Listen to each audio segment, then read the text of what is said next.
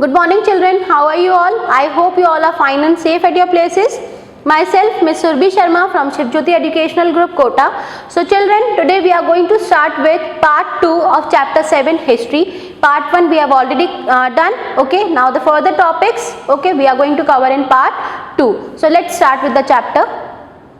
So children, in part 2 what we are going to cover? We are going to cover new castes and hierarchies. Okay, Gonds and Ahoms. Okay, the previous topics which were like about tribal people, about nomadic pastoralists, Banjaras, we have already covered in part 1. In part 2 we are going to cover new castes and hierarchies, Gonds and Ahoms. Okay, now new castes and hierarchies. Now what do you understand by new castes and hierarchies? See, as the kingdom was growing, okay, as you all know that in the part 1 what we have studied, that the tribal societies and Brahmins were getting clashed. Okay, why they were getting clashed? Because they both were dependent on each other. Okay, so as the area of Brahmins expanded, as the community of Brahmins expanded, what happened? New castes and hierarchies grew out. Okay, now what happened? See, when we talk about new castes and hierarchies, see, under this societies got divided. Societies got divided according to Verna system. Okay, now what was Verna system? Okay, as the regions were expanded, okay, expanding, the Brahmins were expanding. Okay, what happened? The societies got divided according to the Verna system. Now what was Verna system? See, under Verna system the society was divided into 4 parts. Okay, Brahmins, Kshatriyas, Vaishyas and Shudras. Okay, now on what basis they divided the society on according to this? See, what happened? The Brahmins were categorized under the religious group. Okay, the Brahmins were categorized under the religious group. सारे जो पूजा पाठ and all, Pandit and all, जो ये सारे काम थे, that was done by the Brahmins. Okay, so they divided the society on the basis of their work. Okay, Kshatriyas were acting as the soldiers, like all the fighting part, okay, attacking on the enemies and all, okay, and protecting the kingdom from the enemies. Okay, so that was done by the Kshatriyas. Then Vaishyas, all the trading part, okay, buying and selling of goods, okay, whatever is needed in the society or whatever they want to sell to other societies, okay, that was managed by the Vaishyas. And Shudras, okay, Shudras. Now what was remained? Only the work of sweeping and cleaning was remained. Okay, so Shudras were categorized under the sweeping. Okay, sweeping work. Okay, so what happened? These Brahmins, okay, they used to make Shudras feel very inferior. Okay, they used to make them do very low category work, like they make them clean their houses, or they made them clean their all the garbage and all. Okay, so basically these Shudras were categorized under the lowest category of Varna system. So this was how the society got divided into 4 parts: Brahman, Kshatriyas, Vaishyas and Shudras. Okay, so उस time पे Shudras को सबसे lowest category, lowest caste में involve किया जाता था. Now what happened? Again these Brahman, like these category, like Brahmans, they again divided into sub part. Okay, like सबसे top वाले Brahmans, then second number पे Brahmans, then third number पे Brahmans. Okay, so they again the Brahmans were subdivided. Okay, like the upper Brahmans and the lower Brahmans in such a way. Okay, so society, according to the Varna system, it was divided into 4 parts. Then again it was divided into these castes: Brahman, Kshatriyas, Vaishyas and Shudras. These castes were again divided into various jatis. Okay, same, Kshatriyas got divided into various subparts, Vaishyas got divided into various subparts. Okay, so this is how jatis formed. Okay, now what happened? See, Varna system, I hope you all understood what was Varna system. ठीक है. Under Varna system again the society got divided into various subparts that came to be known as jatis. Now when this Varna system came out and when this all jatis and all it all came out, what happened? The society started to be managed on the basis of these jatis only. Okay, what happened? New castes emerged out. Okay, हमने ब्राह्मण क्षत्रिय वैश्य तो हम लोगों ने पढ़ा ही सही, लेकिन जब सब कैटेगरी में इन लोगों को अगेन डिवाइड किया गया, then new castes emerged out. Okay, new castes emerged out of Brahmans. Okay, I have already told you that Brahmans got divided into various subparts, so new castes emerged out from the Brahmans. Now many tribes and social groups, what happened?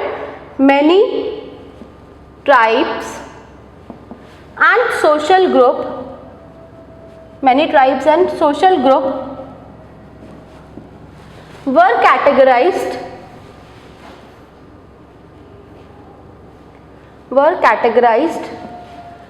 under these castes. Okay, now what Brahmans did? Brahmans put these tribal people under their Varna based society, like under the different castes, Brahmans, Vaishyas, Shudras, Kshatriyas.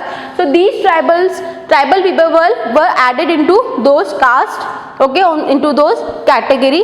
Okay, now those who were the ruling tribal groups, those who were the very rich and prosperous tribal group, those groups were added into the Brahman category, and those who were very negotiable, like उनका existence भी ना के बराबर था, those were added to the Shudras category. Like according to their wellness, according to their prosperity, they divided the tribal people. So many tribes and social groups were categorized under these castes. Okay, now specialized artisans, masons, okay, these categories were also there, artisans, masons, carpenters. Okay, Brahmans, what they did? They made their different groups, like they put them in the different category. Okay, 4 category so they were having: Brahmans, Vaishyas, Shudras and Kshatriyas. But beside these 4 categories, artisans, masons, these people, they were craft person, they were put under the different category. Okay, they Brahmans made their different castes, they put them into the different caste groups. Okay, so this is how new castes and hierarchies were there, and this is how the society got divided. So now our next topic, that is Gonds. Now Gonds were the tribal group only. Okay, 2 case studies has been given to you at the last of the chapter, Gonds and Ahoms. Okay, Gonds and Ahoms, they both were the tribal groups only. Okay, now how they manage their community, how they manage their kingdom. See, Gonds, they lived in the vast forested region called Gondwana. Okay, they lived in a vast forested region called Gondwana. Now how they have managed their communities, okay, their kingdom. See, these kingdom, like Gond kingdom, was categorized into different subparts. Okay, it was divided into smaller clans.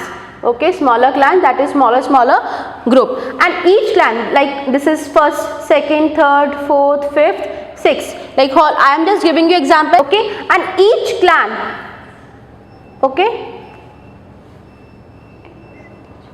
each clan was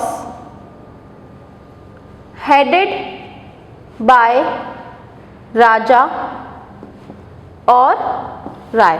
Okay, each clan was headed by Raja or Rai.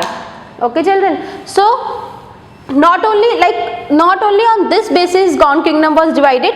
See, generation by generation, as the new generation came under the Gond kingdom, okay, so they changed their style of dividing their kingdom. Okay, so this was the most popular way how Gond kingdoms used to manage their kingdom, how Gond Rajas used to manage their kingdom. Okay, now beside this, what happened under Garha Katanga? Okay, Gond Raja, Garha Katanga was a Gond Raja.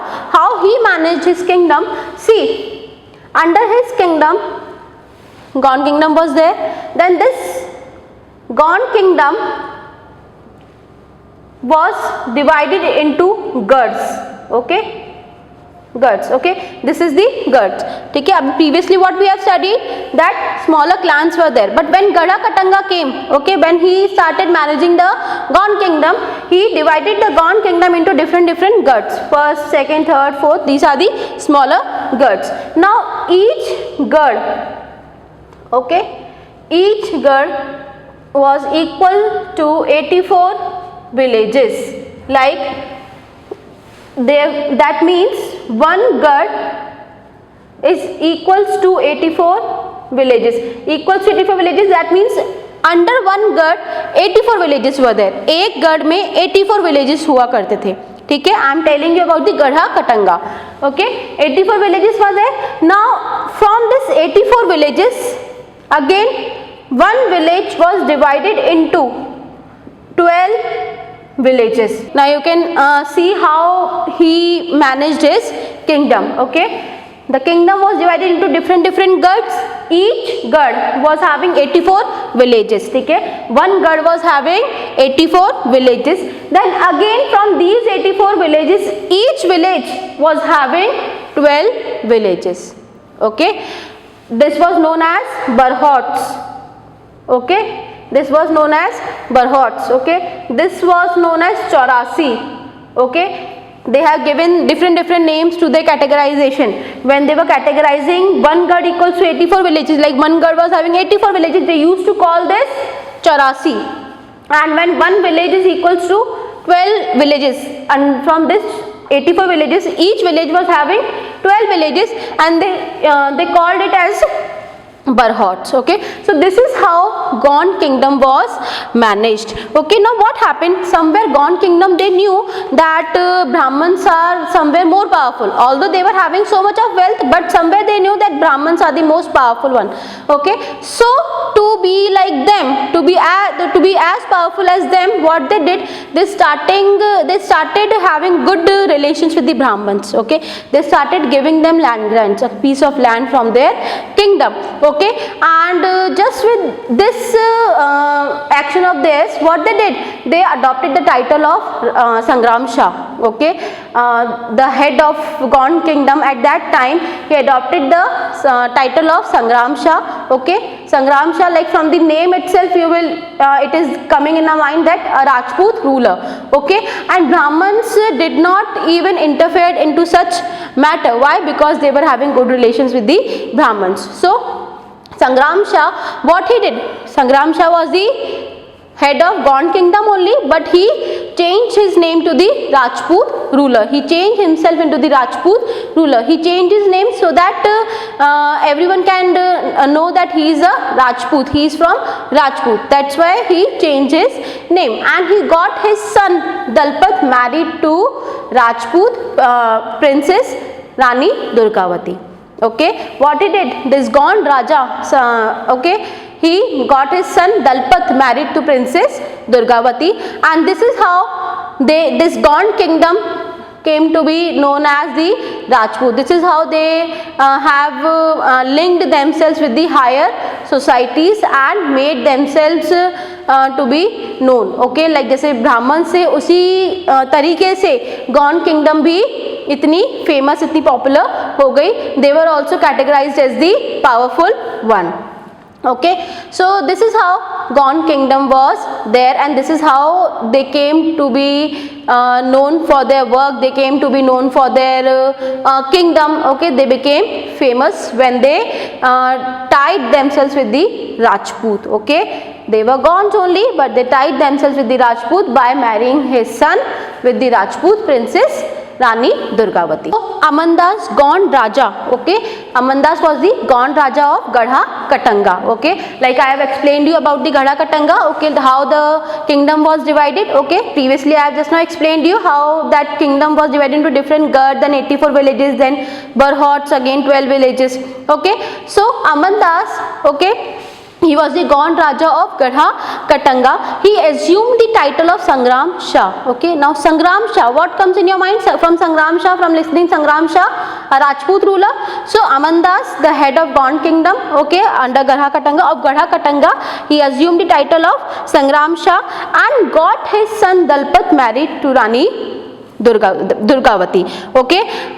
And Durgavati was the princess of Rajputs, okay, Chandel Rajputs, okay. So this is how they tied themselves with the Rajputs. First of all, Amandas changed his name to Sangram Shah so that everyone can know that he is a Rajput, okay. And after that, he got his son married to Princess Durgavati, and that's how the Gond kingdom, okay, came to be known as afterwards, okay, it came to be known as the Rajput rulers only, okay, like this is how Rajput category, this is how Rajput rulers emerged out, okay. So basically if we go into more and more deep, okay, the tribal people were the only one who afterwards came to be known as the Rajput, okay. So Amandas was the Raja of, yes, Raja of Gond kingdom, okay, Gond kingdom of under Gadha Katanga, okay. Amandas was the Gond Raja of Gadha Katanga and he changed his name to Sangram Shah and came to be known as the Rajput ruler.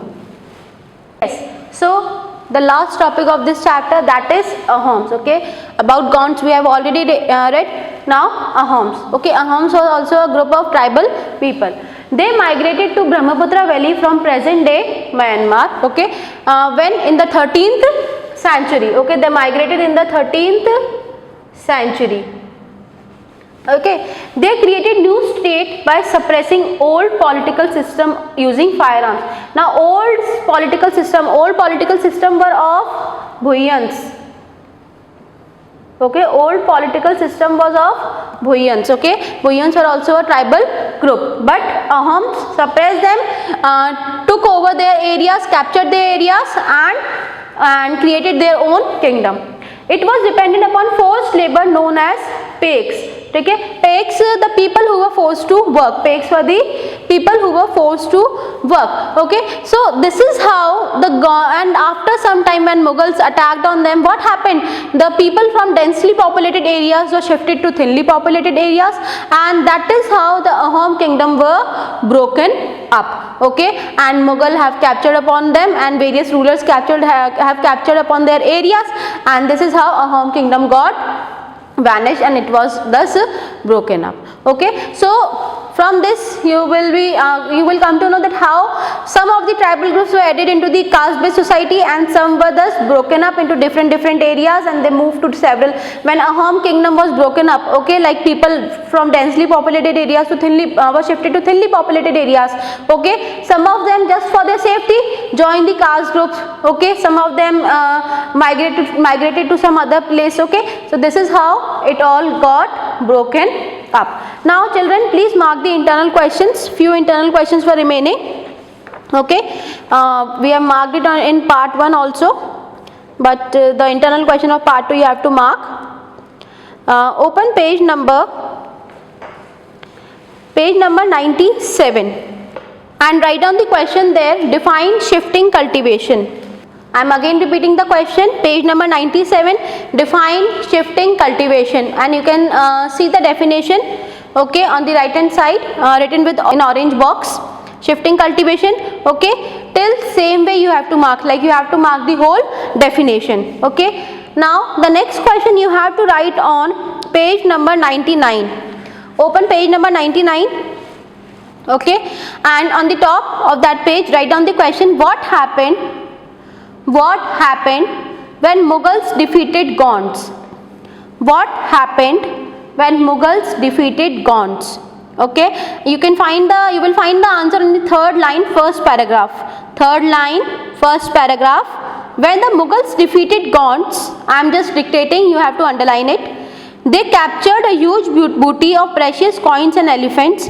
They annexed part of the kingdom and granted the rest to Chandra Shah, an uncle of Bir Narain. Okay, till Bir Narain you have to mark it down. Okay, I am again repeating the question. What happened when Mughals defeated Gonds? Okay, and the first two questions which you have already marked in part 1, that was who were nomadic tribes, okay, on page number 92, and who were the most important trader nomads on page number 95. Okay, answer was Banjaras.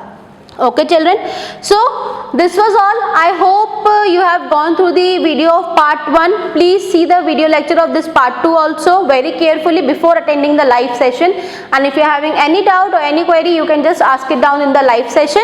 Okay, so please read the question answers, go through the video. Thank you.